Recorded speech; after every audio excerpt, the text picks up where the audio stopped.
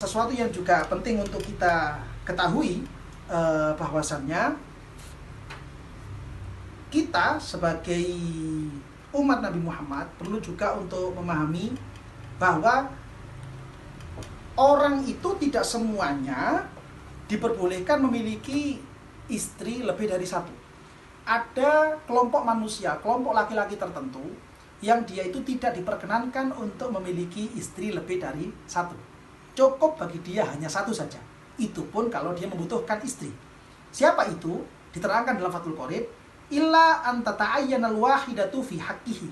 Kecuali orang-orang yang memang hanya diperbolehkan memiliki satu istri. Contohnya, kanikahi safihin wa nahwihi. Seperti pernikahannya orang safeh dan juga yang mereka semisal dengan sebanding dengan orang-orang safeh mimma yatawaqqafu 'alal hajah. Yang mana pernikahan mereka itu sebenarnya diperbolehkan karena adanya hajat. Bagi mereka laki-laki yang sifatnya atau gambarannya itu adalah mereka laki-laki yang safeh, atau mungkin dia itu yang sejenis dengan orang-orang safeh, itu hanya boleh memiliki istri hanya satu, tidak boleh lebih. Apa gambaran orang safeh? Menurut pendapat yang nas dari Imam Syafi'i, orang yang safeh itu adalah orang yang tidak cakap dalam masalah agama, sekaligus juga tidak cakap dalam urusan duniawi. Ketika ada laki-laki yang dia itu tidak cakap dalam urusan agama, dia sering melanggar aturan-aturan syariat dengan sengaja, atau mungkin dia itu juga sekaligus tidak cakap dalam masalah duniawi, dia tidak mengerti bagaimana mengatur uang, bagaimana caranya berjual beli yang baik dan benar, dia tidak mengerti hal seperti itu, maka orang ini adalah orang yang safeh. Ini adalah nas asli dari Imam Syafi'i. Namun kemudian di masa-masa selanjutnya, sebagian ashabus syafi'i, ulama-ulama dari kalangan ashabus syafi'i, yaitu mereka yang memunculkan ashabul wujuh yang ada di dalam mazhab syafi'i, itu mentahrir ulang apa yang menjadi nasnya Imam Syafi'i, sehingga muncul suatu qaulul mukhtar, suatu pendapat yang dipilih di hari-hari itu, sehingga hari ini, bahwa safeh itu tidak harus orang yang tidak cakap dalam masalah agama, sekaligus juga tidak cakap dalam masalah duniawi. Karena sulit ditemukan orang yang bisa cakap dalam dua hal.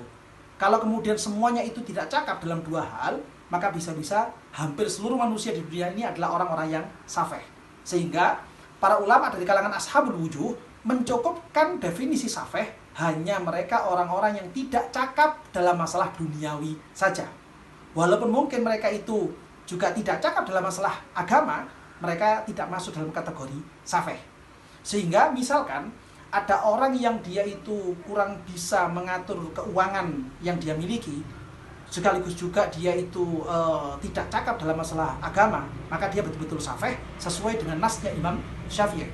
Namun seandainya ada orang yang dia itu kurang cakap dalam masalah agama, artinya dia itu sering melanggar aturan-aturan syariat, namun dia itu cakap dalam mengurusi duniawinya, dia cakap, dia bagus dalam mengurusi keuangannya, dia ngerti jual beli yang baik, dia ngerti bagaimana orang itu mau menipu dia sehingga dia bisa menghindar, dia ngerti lah masalah hal-hal yang seperti itu, maka dia tidak masuk dalam kategori safeh. Orang yang tidak masuk dalam kategori safeh dalam istilah fikih disebut dengan orang yang rosyid. Orang yang rosyid yaitu adalah orang yang cakap dalam mengurusi urusan duniawinya.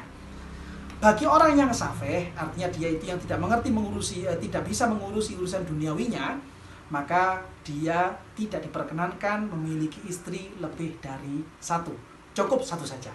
Dan itu pun kebolehan hukum menikah bagi dia hanya satu istri, itu karena kebutuhan hajat dari si safeh itu sendiri, supaya dia tidak sampai terjerumus dalam perzinaan, sehingga dia diperbolehkan memiliki istri, sehingga istri ini bisa menjadi sarana bagi dia untuk menjaga kehormatannya dia, menjaga agamanya dia, tidak sampai terjerumus dalam masalah perzinaan.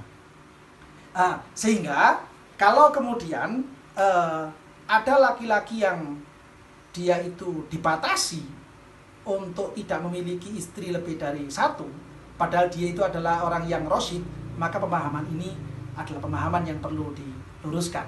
Karena sebenarnya orang yang rosyid boleh memiliki istri lebih dari satu, dengan catatan yaitu si laki-laki itu bisa bertanggung jawab kepada semua istri dan keluarga yang dia miliki.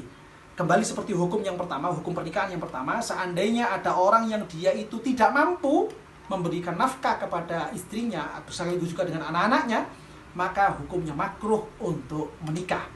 Sehingga ketika ada seorang suami yang telah memiliki istri, terus kemudian si laki-laki ini ingin menikah lagi kepada istri yang kedua, kalau seandainya si laki-laki ini hanya butuh untuk melampiaskan syahwatnya kepada perempuan yang lain, namun dia itu kurang dalam masalah duniawi, kurang dalam masalah nafkah, maka nikah yang kedua hukumnya bisa menjadi makruh. Ketika dia itu mampu melaksanakan nafkahnya, nafkah di sini maksud saya adalah secara materi, dia mampu dan dia juga butuh melampiaskan syahwatnya kepada perempuan yang lain, maka dia diperbolehkan untuk memiliki istri yang kedua.